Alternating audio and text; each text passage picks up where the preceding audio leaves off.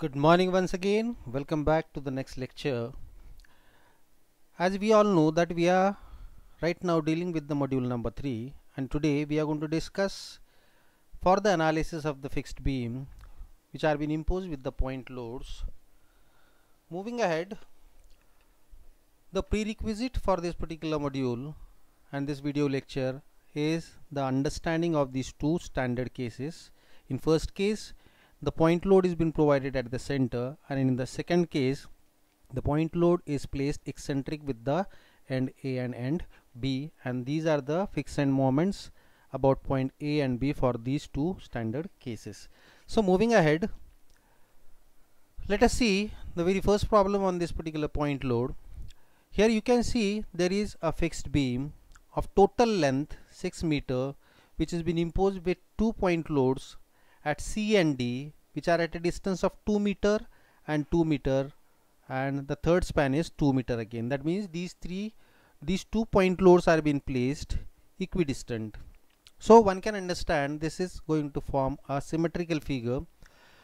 In this particular problem we are required to find out the fixed end moment, and also we have to draw the shear force and the bending moment diagram, and beyond that we have to find out the deflection happening at the center.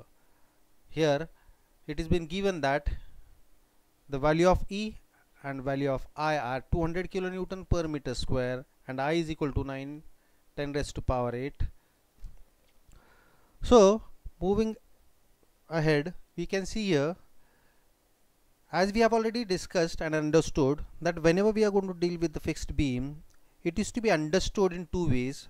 One, by means of a simply supported beam, that is, that particular basic figure fixed beam is to be considered as a simply supported, and in the second case we have to understand the fixicity effect on that particular thing. So here in this figure 2 you can see a simply supported beam with the given loading on the fixed beam. There will be the reactions VA and VB. No need to say, these reactions are again going to be same, that is VA is equal to VB is equal to 300 due to the symmetry of this particular diagram of a problem. Next figure we have tried to construct is for the free bending moment diagram. Next is the only beam which is showing the effect of the fixicities, that is the couple occurring at point A and at point B. And further going ahead, we can see this fixed moment diagram having magnitude MA is equal to MB. Why I am saying MA is equal to MB? Again the same reason, that this particular beam is a symmetrical beam. Now from figure 3 and 4, if we try to apply the first principle of this particular analysis of fixed beam, so here we have concluded already that area of free bending moment diagram for the simply supported beam should be equal to the area of fixed moment diagram, that is A is equal to A dash, where A is the area of free bending moment diagram and A dash is equal to the area of fixed moment diagram. So let us have the calculations. So here this seems to be a trapezium, and we know what is the area of a trapezium. Half this total load or the intensity of the bending moment at that particular point, that is 600, and the lengths 2 and 6. So this is the standard formula I have utilized here for finding out the area of a trapezium. On the right hand side we have the area of a rectangle, which says that height into width. So height is 400 and width is the total length of 6 meter. So after putting those values, we are in a position to get a value of MA is equal to 400. So you can do the simplification from this particular equation, and we can get a value of MA is equal to 400 kilonewton meter. This is nothing but it is the fixed moment happening for this particular fixed beam, which has been shown in this particular figures. Is it okay? Now as we know that here in this figure we can see certain point of contraflexure which is happening between the span AC. For finding out that particular, initially we have worked out the value of a total resultant bending moment at this particular point. We know that this particular line is going to act as a neutral axis below this there will be negative bending moment, and above that there will be the positive bending moment. So the resultant at this place is going to be equal to the ordinate of the free bending moment minus ordinate of the fixed moment diagram. Is it okay? So 600 minus 400 is equal to 200. So let us understand how the point of contraflexure is to be found out for this problem. As I have told you earlier that the point of contraflexure where the bending moment is changing its sign or the bending moment is going to be equal to 0, this is occurring between the span AC. So what we have to do is we are trying to establish the bending moment about this particular section AC, between AC. Is it okay?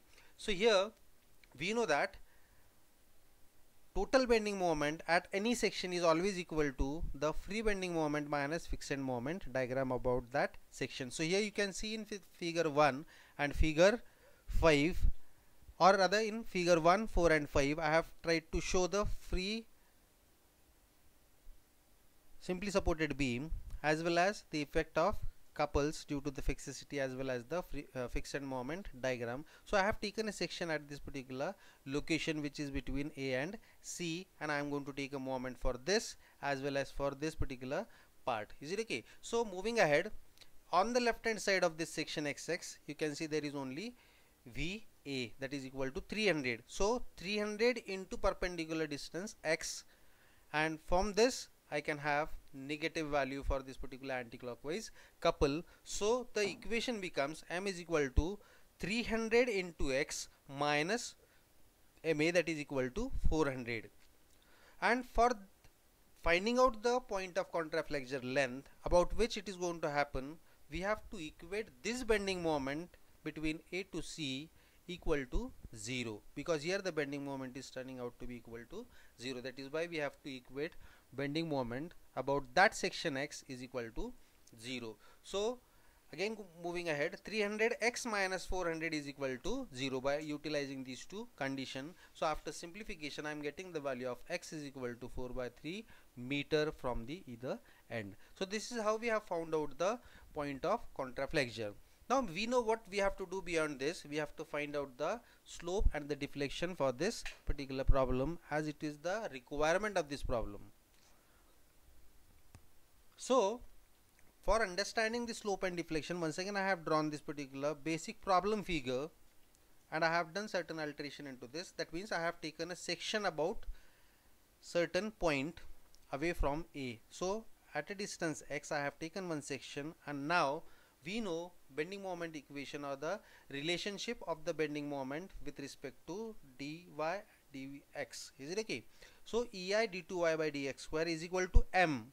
Right hand side is M. M is nothing but it is the bending moment about the section for the simply supported beam as well as for the effect of the fixity. So here from these three figure I am trying to work out the value of this bending moment on the right hand side of this basic establishment. So here if I focus on this example or this particular section, about this section if I take a moment, so 300 into perpendicular distance X, about this minus 400, and what else is remaining is this 300. So combining these three effect, moment due to VA, moment due to fixed moment, and moment due to this particular 300 acting in the downward direction. So these three terms are been taken for moment and they are been put into this equation M. Is it okay? So 300 into perpendicular distance X minus 400 minus 300 into X minus 2. So once we have established this equation, we know what is to be done forward. In order to get the slope and deflection, we have to simply integrate this equation number 1, say suppose. Is it okay? So integrating this, we get EI dy by dx is equal to 300x square by 2 minus 400x minus 300 into x minus 2 whole square by 2. So you are coming across a constant of integration C1, and we know from where it is to be found out. Is it okay? Now in order to find out the value of C, what we have done is we have used the boundary condition. We know that at x is equal to 0, the slope is equal to 0. So putting in the previous equation, you get C1 is equal to 0. Substituting this value of C1 in the basic equation number 1, for which we have a slope, so we get EI dy by dx is equal to 150 x square minus 400 x minus 150 x minus 2 whole square. And this particular vertical line is giving you an idea about the spans. Rather, for this term is valid for the span AC, and the next term is valid for the span CD. Is it okay? So here you can see AC and CD. So this vertical line is specifically to understand what are the limits of that particular integration. So here, after getting slope equation, which we have already called it as equation number 1, once again we are going to integrate it, and after integration we are getting EIY is equal to 150 x cube by 3 minus 400 x square by 2 minus 150 in the bracket x minus 2 cube by 3. Is it okay? After simplification, we are getting a normal equation, that is EIY is equal to 50x cube minus 200x square plus C2 minus 50x minus 2 whole cube. Now again, to find out the value of C2, which is the integration constant, once again we are going to stick up with the boundary condition. When x is equal to 0, the deflection has to be equal to 0 from this basic figure. Therefore, after putting this value in this equation, you are getting C2 is equal to 0. So this is how we have found out the value of C2, and after putting the value of C2 here, the new equation we are getting, which is called as a deflection equation, where we have substituted C2 is equal to 0. Now coming back to the last part of this problem, it was been asked to find out the maximum deflection, and here from this particular figure we can understand maximum deflection is going to occur at the center. Is it okay? So 2 and half of this is equal to 3. So 2 plus 1 is equal to 3. So I have already applied a logic, and I have understood out of that logic that at the center there will be the maximum deflection. So at x is equal to 3, I will be getting the maximum deflection. So simply putting the value of x is equal to 3 in equation number 2, you will be getting the value of this y max. So this y max, after putting the value of x is equal to 3 in this equation, you are getting this particular y max is equal to minus 2.78 millimeter, and this minus signifies it is acting in the downward direction. This is very obvious. In this, loads were downward, so the deflection is also going to occur in the downward direction. Coming back to the last part, here you can see I have drawn the shear force diagram from the basic problem. Already we have understood, due to the symmetry, the reaction VA and VB should be equal. That is, VA is equal to VB, and from this symmetry we can understand VA is equal to 300 and VB is equal to 300. So here you can see, while drawing the SFD, I have shown these ordinates as 300 on this side and 300 on this side. Is it okay? So this is how we have constructed the shear force diagram. So basic ideology behind this particular problem was to understand how to find out the slopes and deflection along with the friction moment due to the fixicity provided at end A and at end B. So this is the normal procedure which is to be adopted for any sort of a problem, and in this we have only 2 point load acting at distance 2 meter and 4 meter from point A. So this is what is the procedure. Hope you have understood this procedure and hope you are listening it very carefully. Now moving ahead, we'll move to the next problem. In this particular problem, you can see we are having a fixed beam on which there are 3 point loads applied.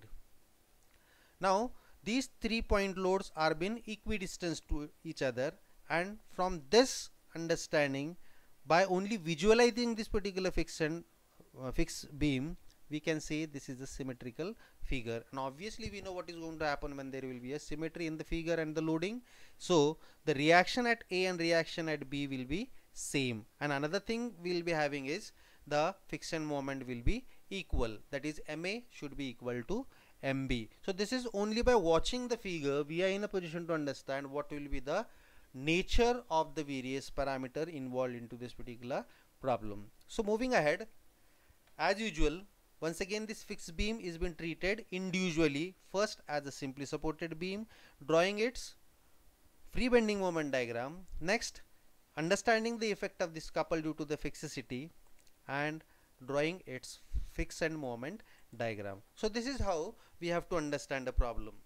Now going back to the solution, we know, as I have told you, it is a symmetrical figure, so MA should be equal to MB. MA and MB are nothing but these are the fixed end moment. Similarly, VA and VB should be same due to the symmetry. Now according to the first principle, we know that what we have to do here, areas are to be equated. Is it okay? So area of what? The area of free bending moment should be equal to the area of fixed end moment. So here in this free bending moment diagram, we are getting a polygon which is shown in figure number 3, and in this particular fixed end moment diagram, here you are getting a rectangle of altitude MA and MA. Right now we don't know what is the magnitude of this, and thus we are going to find out. So after equating these two areas, we can see here area of a rectangle, that is this figure, MA into L, and on the right hand side you can see that there are two triangles and two trapezium. So only twice the area of triangles plus twice the area of this particular trapezium. So this is how we are going to work out the total area of this free bending moment. So after simplifying, we are going to get a value of MA is equal to 5 by 16 WLA, which should be equal to MB due to the symmetry of this particular problem. So here, after getting the value of MA and MB, we can see there is a change in the nature of the bending moment. So obviously it is going to happen when we are going to superimpose these two, as the values of the ordinates of free bending moment and the fixed end moments are going to be different. So they will be intersecting at certain point, and that intersection is going to give you a point of contraflexure, and we know what is to be done for the for finding out the point of contraflexure. So in that span, whatever bending moment we shall be having, that should be equated to 0, and after equating that you will be getting a value of x is equal to 0. So after superimposing, we are getting the resultant at this particular place. Now let us find out that resultant. In this you can see free bending moment ordinate is equal to what? Half WL, and the fixed end moment diagram already, its ordinate we have already found out, that is 5 by 16 WL. So I have simply subtracted what? The fixed end moment from the free end moment diagram. So this is how we are getting the resultant of the moment acting on the beam due to the fixicity and due to the imposed load. As a combine, there will be action of the simply supported beam and the couples due to the fixicity of that particular fixed beam. So this is how we have to work out the value of this particular fixed end moment and the resultant occurring at that particular point. Now moving ahead, if I say that whatever problem and whatever standard cases we have discussed, after understanding all those, we have come to the conclusion that the area of free bending moment diagram, which has been drawn from the consideration that we are going to consider that fixed beam as a simply supported beam, and we have constructed the free bending moment diagram, and considering only the fixicity of that particular support, so we have constructed the fixed end moment diagram, and ultimately what we are going to do, we are going to have the areas to be equated, that is area is equal to A, area of free bending moment diagram, and A dash is equal to area of fixed end moment diagram. So after finding out these two areas and after simplification, we are getting the fixed end moment diagram. So this is how we have to analyze a particular beam, may it be 2 loads, 3 loads or 4 loads. As far as the one load is concerned, you can stick up with the standard figures which are been already mentioned in the slide number 1, in which we have considered first standard case as a point load acting at the center. In that case we know what is the friction moment at A and B, and in the second case we have placed a point load eccentric with A and B. For that purpose also in the slide number 1 the friction moments are been given. So this is what we have for today. In the next lecture we are going to understand the analysis of the fixed beam, but in this case the supports will be at the different level. So let us wait for the next video and understand what is going to happen in the next article. So this is what we have for today. Thank you very much.